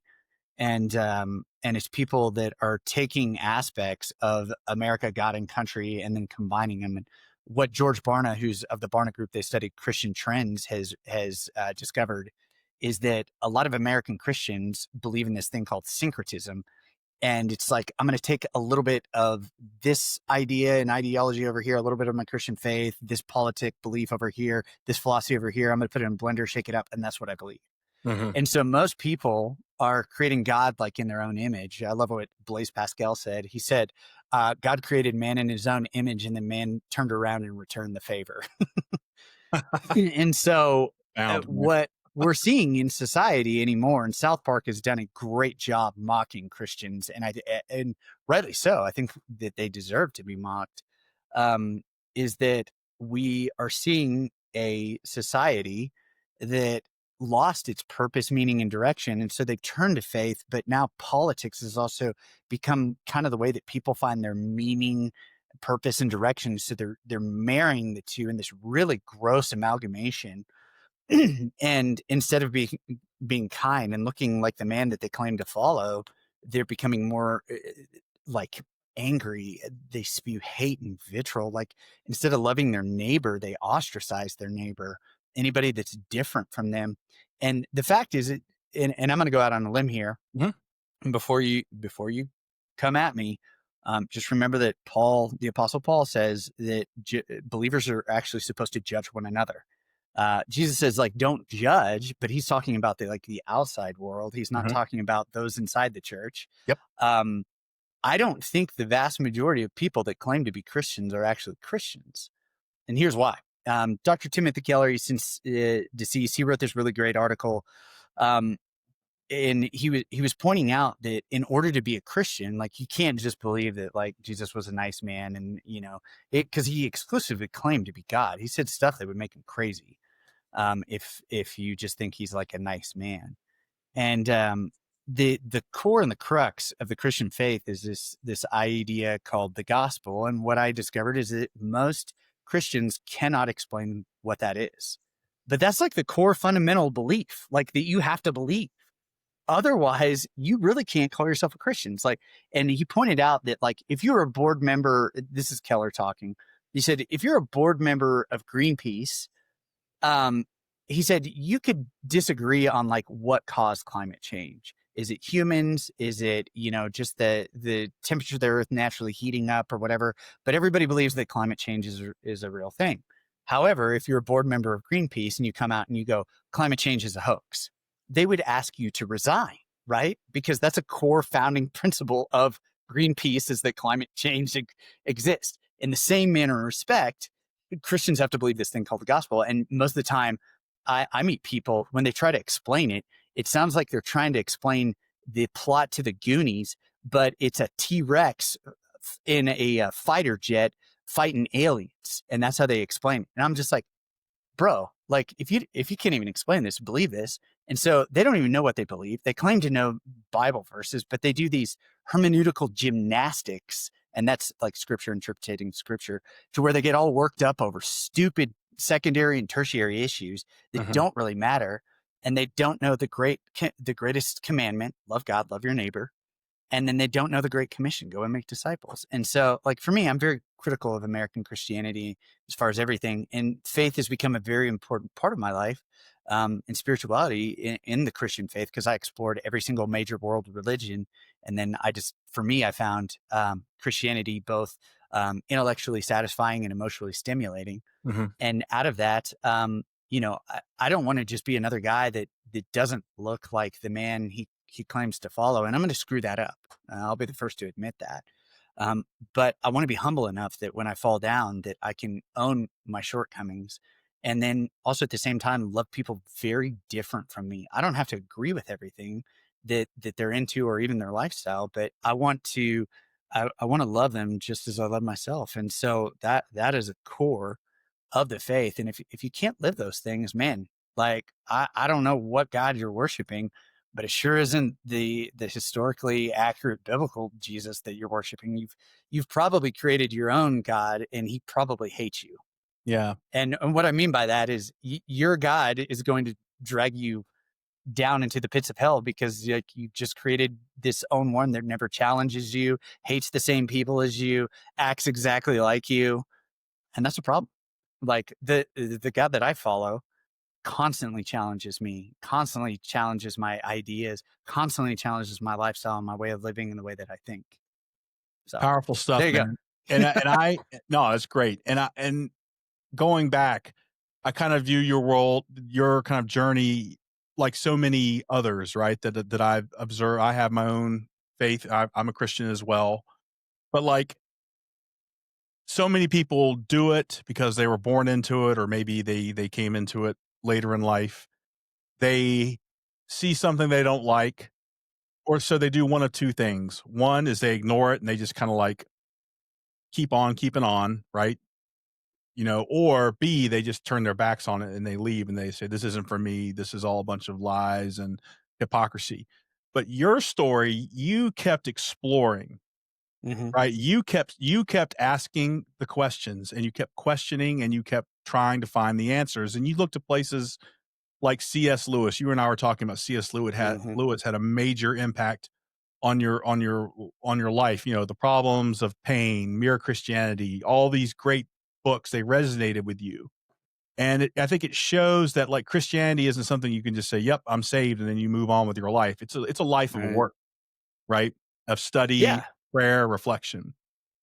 it is. And I think most people are, there's this, I want to coin this term, that the slur against the Republican guys that I guess Trump has been using is rhino, which is Republican in name only.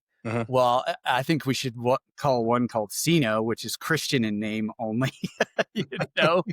And out of that, like it's just, and again, like you got to be careful of the churches you go to also, because some of them are just there to make you feel good, or they're going to get you politically riled up and say you got to vote a certain way or this and that. And render to Caesar's what Caesar's, give to God what God, like, the kingdom of heaven is not of this earth. It's like what God, Jesus says. So, here's some, if you're looking for a church, here's some red flags. If the pastoral staff, because I worked in church world for a real long time, and like I teach in my church and everything. If they don't have open books and can't tell you where the money's going, or they won't reveal their pastor's salary, they're hiding something. And same thing, if you can't ever interact with your pastors or the people in that church, you don't have a church. You have a club where there's one guy at the top that nobody can ever have access to, and he just becomes a celebrity. Yeah. Those are all red flags, man. If they don't have a way to do missions or serve the poor or the margins, if it's just and it's all about your needs, that's a red flag. Yeah. So just be careful because there are a lot of, and I think good intentioned churches in the area, but it's become a cult of personality and a cult of feel goodism. And that's going to destroy your soul, man. You're not going to grow more humble, more kind, more peaceable, and have more joy in your life. You're going to grow more depressed, more angry, and think that everybody else around you is the problem as opposed to looking inwardly. Yeah. Thanks, Ben. That's inspiring. I want to pivot a little bit towards the costs of war, the aftermath a little bit. This is an area that you're not just passionate about, but you pour yourself into this area. And one of the things that I found to be very refreshing was that you wrote candidly about trauma, addiction, and the long tail of war. Now, looking back, what do you wish someone had told you before you came home that maybe could have helped you? Could have given you the tools to be able to avoid those pitfalls that many veterans face when they come back. Find a community. Like I didn't know how tough it was going to be without, my brothers and sisters in arms. Mhm. Um, and you may not think that you're dealing with stuff, but it'll hit at a later time period. I bring up Carl Marlantis again. He put Vietnam behind him, went about, doing his work, building a business and everything. And then he went to this like conference thing. There was like kind of counseling with his wife. And they just asked him this one question and it triggered all these unsuppressed, and he struggled with years of post-traumatic stress and moral injury after that. Mhm. And the same thing happened to me right around 2016. I wrote about war for really the first time in depth, and it went stupid viral. And then more people wanted me to write on that. And um, it started bringing things to the surface that I hadn't dealt with. And by 2020, I was doing EMDR therapy again. And granted, I had already been through, post-traumatic stress counseling, 12-step, like all types of stuff. And the 12-step wasn't for drug addiction or anything like that, even though I did during the early years. And that stuff, I just quit cold turkey because I realized I was killing myself. Mhm. But it was just I realized that I really disliked who I was. And I had a lot of self-hate because of the things that I had done overseas and the things that I had seen. So I had put in the work, just very quietly and on my own, but Mhm. also at the same time, there was just stuff that I just didn't ever talk about it. Like my wife didn't know anything. My friends, like I literally remember my friend being like, "Hey, I've seen your medals on the wall in your office, but aside from that, I don't know. What did you do overseas, man?" you know, Mhm. because I never talked about it. I never brought it up. And then when I started talking about it and bringing the stuff up, man, it just caused years of unresolved trauma to bubble to the surface. And started having to do EMDR therapy and eventually did ketamine infusions too. And it really helped, and more, you have to break those chains off of you. But I really wish that somebody told me, like, you may be good now, you may not be good later. So be aware of that. Yeah. That is such an important point. And when I talk to veterans who are retiring, they're leaving the military, and we talk about VA disability, and they're like, "Oh, I don't deserve that." It's not about Hmm. deserve, man. It's about taking an inventory of what you did during your career, because you may not be struggling with it now, but you're absolutely going to be struggling with it when you get to be my age or you get to be older, right? Hmm. And those resources are there to help you deal with that, not to pay your rent, right? There's Yeah. supposed to be a resource for you to be able to take care of yourself, to be able to cover like gaps and needs. And speaking for myself, I've been very public with it. I am an alcoholic. I haven't had a drink in going on 9 years now. And I absolutely fell into that despair alone. The only way I got out of it was with a group of like-minded men in my particular case to help me get out of it. Yeah. And also a doctor telling me like if I continue doing this, I'm going to be dead. Yeah. So I couldn't agree with you more. It resonates very strongly, and it is one of those nice things about being in the military is that unlike someone who maybe didn't serve and they went right into the corporate world or went into a non-military job, you don't have those structures in place, the squad, platoon, the company, your teammates. So that is an actual luxury that you and I enjoy, is that we always have teammates we can call upon, and we absolutely should. Um, you've you come across as a guy that has like an insatiable curiosity, man, like a real hunger to learn. Um, and I can't help but think that had a lot to do like with your ability to rebuild your life. I mean, intellectual curiosity, in my opinion, I've heard people say like, "Oh, if you overthink things, you're never going to be able to get out of a hole." Right? You have to simplify things. How do you respond to that? Like, it sounds like to me that you like to explore and learn as much as you possibly can. And that has played a pivotal role in your healing. Yeah, I want to be a lifelong learner, you know? I want to explore new things. I want to be curious about that. And I think some of that can also just be your personality. Like there's this thing called the Strengths Finder. It's by Gallup research. And so like one of my number one strengths is input, which is where you love to just absorb information. So, I'll just retain info. Like, like when I was able to just spout off about the Sunni and Shia stuff, I was like, oh, that's from years of just study and knowing stuff, and just I'll read it once and retain this stuff, and I really enjoy that. But I think there's something beautiful about it, about learning something new every day. And right now, we're not really learning new things is the problem. Mhm. We're being, like I said earlier, endlessly entertained. And I think you got to put down your phone and pick up a book and read about stuff. Because it's going to help you be a more rounded, a more curious individual. That's more kind and compassionate. And like again, like I'm not saying you got. I've dropped, kindness and compassion, and a lot of the warrior class. Those are weird words for us to some degree. Yeah. But yes and no. Like we love the men that we fight beside. Like there is intense love there, and there's nothing weird about that. But if you don't love them, you're going to be a dirtbag. And for me, like I'm still very much that warrior, but I know how to be calm and peaceable too, and I'm learning to relax. I would hope. I tend to be high strung, but I hunt. I do jujitsu. I do Muay Thai.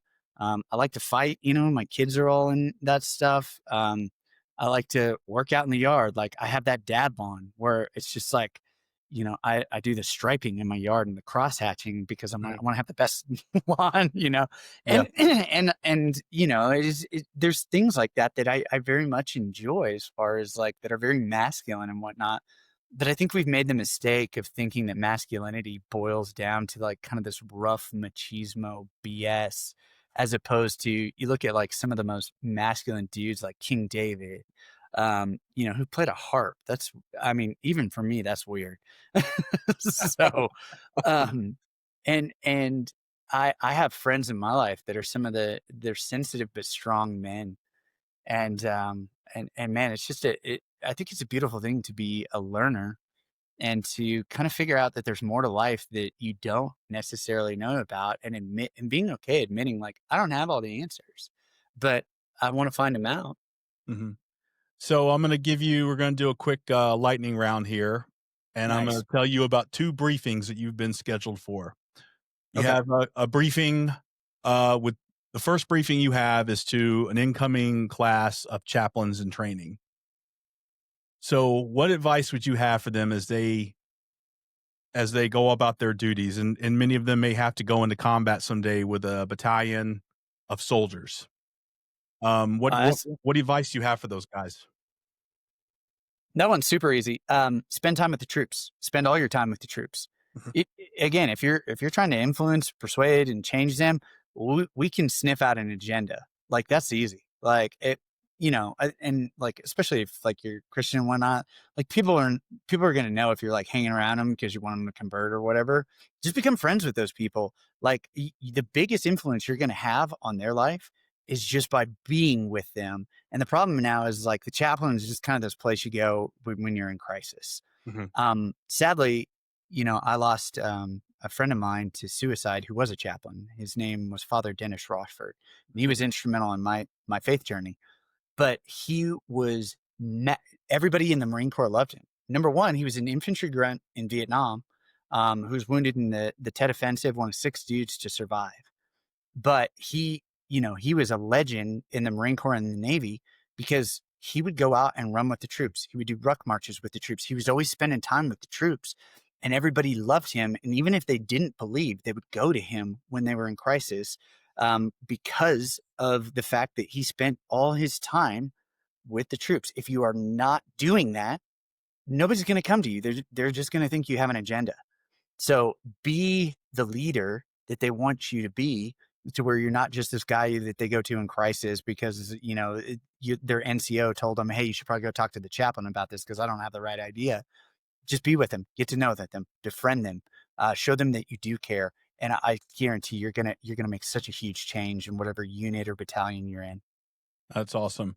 I can only imagine the chaplain that that you go to the chaplain and he thinks he'll be able to outtalk you on all these issues of faith, morality. You probably worked over more chaplains than I know. So that's awesome, man.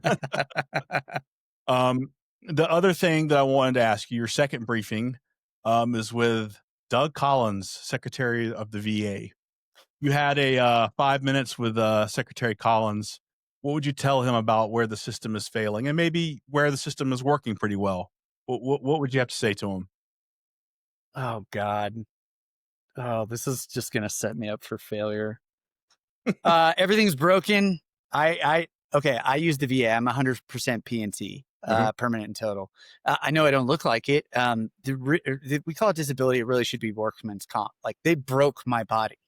I'm about to have to get radio ablation in my back. I have spinal issues, discs, knee issues, traumatic brain injuries. And again, for those of you that are listening and you're a civilian, if you were at a McDonald's and you slipped outside or poured some hot coffee on yourself, you would get $1 million lawsuit for your just pain and suffering. They give us a couple measly bucks every month. Is that really fair for breaking our body, mind, and spirit? Okay, so I want you to think about that. So again, 100% permanent and total is where I'm at. I can't get seen half the time. They keep kicking out like all of the mental health specialists are on a complete backlog and list. Now, the one thing that he is doing well, they're churning out those disability and payment stuff, but who cares? Like, we don't want money. Also, we want care. Like, we want solid care, and you're screwing over your employees. You cannot add 700,000 people to the VA registry with the PACT Act and then fire half of your team. That is absurdity gone to extremes. And again, you're supposed to be apolitical.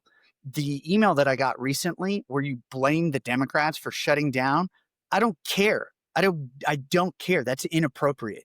Like, do your job. Do your effing job, man. Like, you are supposed to take care of us, regardless of what side of the aisle that people land on. And I'll tell you what, I'm an equal to opportunity offender. I hate them both, but I don't care. I have friends that are Democrats. I have friends that are Republicans. That's irrelevant to me. We are veterans. And then on top of that, you've got to do better care for us because we are dying. We're dying from all the burn pit exposures, from cancer, and the way that there's not even an ounce of prevention. And the Hunter Severn Foundation does a great job of this. We have no screenings, PET scan screenings that we all need. And it's easier for you to pay us than take care of a sick veteran. And so you're just letting us die. And that's inappropriate. Like, you do a better job. Do your job, man. Like, it's not hard. Like, make those reforms. Like, put me in charge. I'll go NCO up for everybody. And again, bro, you're a Christian pastor, man. Like, take care of us. Like, what are you doing, bro? Please. Yeah, I mean, you know, I too go to the VA hospital as well, and what I see in there are I do see at the ground level a lot of people who really want to do good things. I mean, many of these I do folks, too. many of these folks like take a huge pay cut. They could go to a private health system, right, and they can make a lot more money, but they choose to go to the VA. And nothing disturbs me more than seeing someone who cares, who gives a shit, who has his or her hands tied, or they can't because the system is so inefficient that they can't. To me, and I see it. I see the exhaustion. I see the frustration at the ground level. And so, I share your opinion on that matter. Every single word I agree with wholeheartedly. Yeah. We got a lot of great people, and I really hope we're not letting go of some of those really great people because of for political purposes, rather than what's the best healthcare outcome we're going to get for our veterans. Unfortunately, we are. I've talked to friends who are mental health specialists inside the VA, and they're like, "I can't keep doing this, man." They're like, I'm gonna go to a private practice. I want to help vets, but my hands are tied." And Yeah. that's unfortunate, man. And the thing that I've started doing is I've started being really nice to all the people that I interact with, my doctors and everything, and let them know, like, look, I'm rooting for you guys. Like, I know you're trying to take care of us, but you have so many of us, and it's not fair to you. Yeah. So like I'm gonna tell you that to the VA people using the VA, like there are facilities that are really great. Mhm. I have friends that have great care, but if you're in a bigger city, it's kind of hard. Yep. And you know, the tough part is that they're overwhelmed.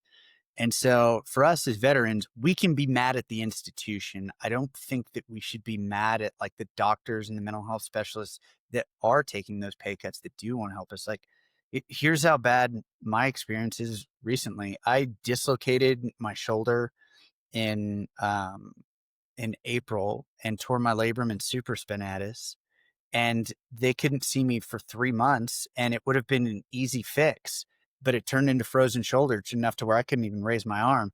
So I've been in physical therapy and having to do, peptide replacement stuff to get it moving back. And I am just now, it's almost November, getting back to that full range of motion. They could have taken care of it in a month. Yeah. And it blows my mind that that's what happens. Like the people, and so much of the civilian populace says like, "Hey, we should take care of our veterans." They went over and did all this stuff, and then it's too expensive. And they're like, "Oh, we got to cut all these benefits because of XYZ." I'm like, "Bro, you sent us to 20 years of war. What did you expect? This Right. is the longest running war in US history. What Right. did you think was going to happen? Did you not think that the system was going to be overwhelmed? Of Right. course, it's going to be overwhelmed." Yep. So, And yeah, just noting that our generation, like guys who are retired, or guys who got out, they're now in their 50s, and the number of problems are just going to continue we to become compile. more and more and more. I discovered I had asthma. I didn't even know. Yeah. I was having breathing problems and again, burn pits. They're like, you got a bunch of crap in your lungs. And Yeah. I have here's how bad things were. Again, going back to the PACT Act, once the PACT Act passed, and thank you, Biden administration, for passing that. I'll I can give credit where credit's due. Mhm. You know, Trump with the whole Israel Hamas thing, that's awesome. Credit where credit's due. Um, but so when the PACT Act got passed, I finally got to see an ear, nose, and throat specialist, and my ENT was like, "This is one of the worst cases of infection and sinusitis that I've ever seen in my life." He was like, "You have to have surgery immediately." I've been service connected at 0% for sinusitis and allergic rhinitis since 2011. Yeah. And they're like, "Yeah, we caused it because of the burn pits," but I couldn't even get seen until a couple years ago after the PACT Act, and I had to have major surgery. They did 8 different procedures on my nose and in my sinus canal. Yeah. Amazing. Um, so I think we're getting close to wrapping up. I just want to come back to one final question, and it's a little bit self-indulgent on my part, so please forgive me. But you're such a well-read guy. You've studied the human condition. You are a philosopher, you're a man of faith. And now the military is going full tech. We're talking about Yeah. we're Whew. talking about artificial intelligence, we're talking about drones and autonomy. It's gonna change, it's gonna change, like, the character of war, the things that are going on right now. Like, how do you react to all that as a person who has who, with your background and your interest, like, how do you think that's going to, like, play out? So there's a couple things on this.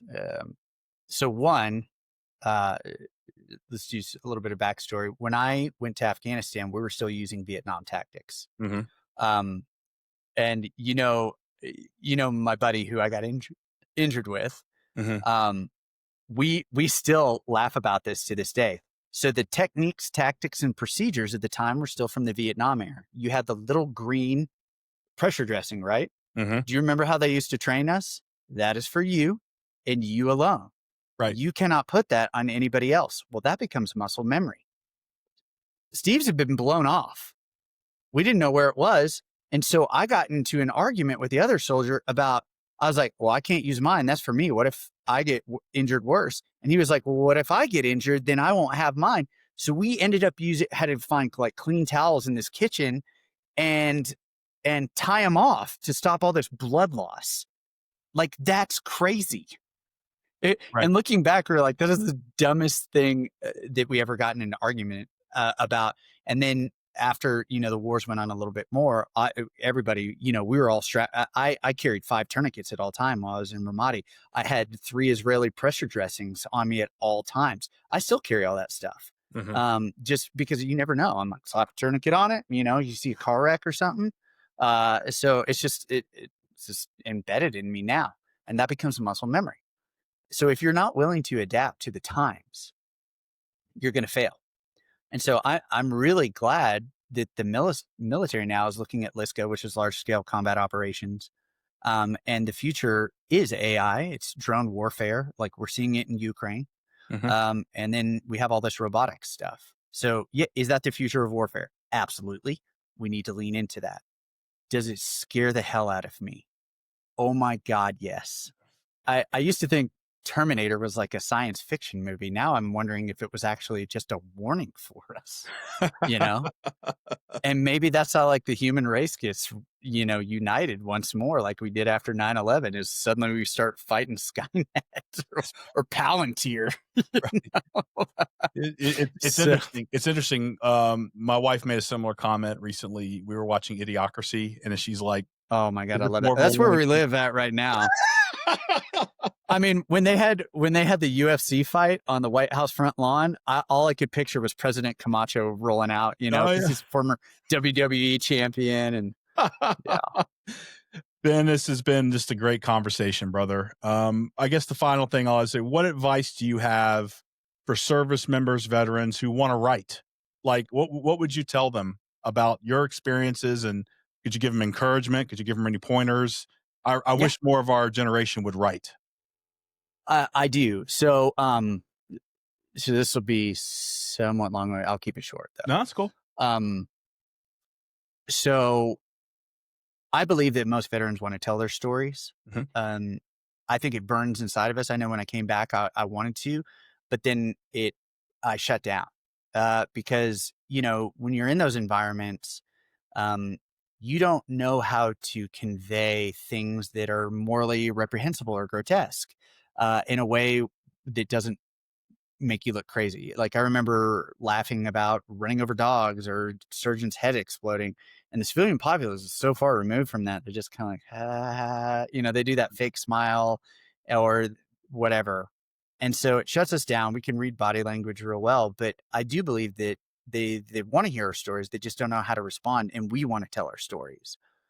And so when I initially wrote that article that I referenced, I hit a little bit of writer's block afterwards, and I went to my editor at Medium, and I said, "Hey, what do you want me to write on?" I said, like, what's tickling your fancy right now?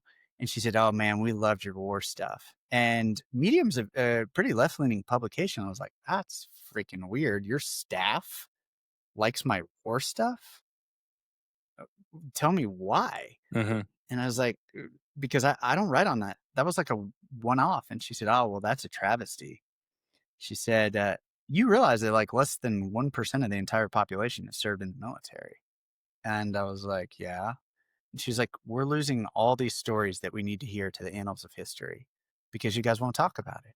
She's like, we need to know about the humanity, the barbarity, and the complexity of these combat scenarios so that we can understand humanity better and understand our fellow humans better. And she said, it's just a shame that we're going to lose those stories when more of them need to be told. And I think what happens is people go, oh, well, all the war stories have been told already. And I want to go, really? How many science fiction and fantasy novels, how many romance novels come out every day? Uh-huh. And it's the same stuff, you know? And yet we only have a couple military books come out per year, maybe Yeah. one or two. Yeah. And so you're going to find that it's completely therapeutic. It's cathartic. It's really good for you. It's a way to get your story down on paper as opposed to like having put it in front of another person. And you're probably going to need help with it. And so luckily, because I realized this, I went into business with one of the Marine Corps commanders that I was with, Major Scott Husing, and we run a company now called Solid Copy Media. You can Google that, Solid Copy Media or solidcopymedia.com. And we help military veterans, first responders, and government executives, those one percenters.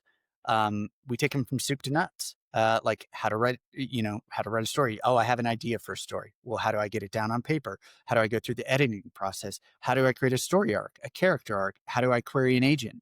How do I reach out to publishing houses? How do I do marketing? Like we take you through it all.